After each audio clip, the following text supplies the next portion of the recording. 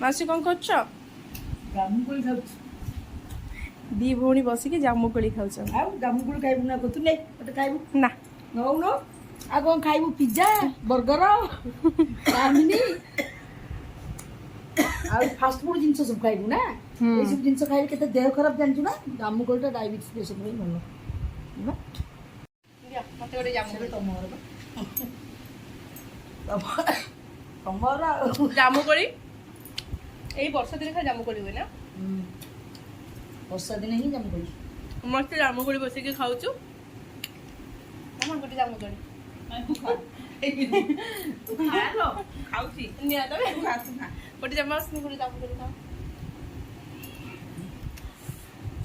ଜାମୁକୋଳିଟା ଭଲ ଲୋ ଝିଅ। ଇଏ ମୋ ମମ୍ମି ଆଉ ଇଏ ମୋ ମାଉସୀ ଦି ଭଉଣୀ ବସିକି ଜାମୁକୋଳି ଖାଉଛନ୍ତି। ଆରେ ମୁଁ ଯିବ କେବେ ଆମେ ଯିବ ମାଉସୀ ତମ ଯିବ ଦେଖ ଏମିତି ହେଇଛି। ମୋ ଯିବ ହେଇନି କାଲି ଟିକେ ଭଲ କି ଯିବ ଛିଡ଼ିବାକୁ ପଡ଼ିବ ପରିଶ୍ରମ କରିବାକୁ ପଡ଼ିବ ନହେଲେ କଲେଜ ଯିବନି। ଜାମୁକୋଳି ଏତେ ମିଠା ନାହିଁ। ଦେଶୀ ଜାମୁକୋଳି ଦେଶୀ ଜାମୁକୋଳିଟା ଭଲ। ଆଉ ଯୋଉ ମାର୍କେଟରେ ମିଳୁଛି ବଡ଼ ବଡ଼ ଜାମୁକୋଳି ସେଟା ବଢ଼ିଆ ଟେଷ୍ଟ। ଏଇଟା ଏଇଟା ଟିକେ କଷାରେ ଲାଗେ ନା, ସେଟା ପୁରା ମିଠା ଲାଗିବ।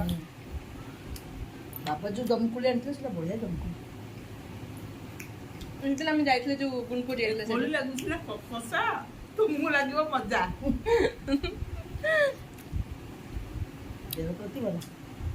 ଏ ଜାମୁକୋଳିର ମଞ୍ଜିକୁ ଶୁଖେଇକି ତାକୁ ଗୁଣ୍ଡ କରିକି ତାକୁ ଡାଇବେଟିସ୍ ପେସେଣ୍ଟ ବି ଖାଇବେ।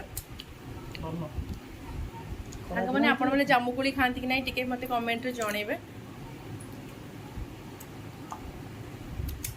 ଜାମୁକୋଳି ଖାଇବାର ମଜା ଗୋଟେ ଅଲଗା।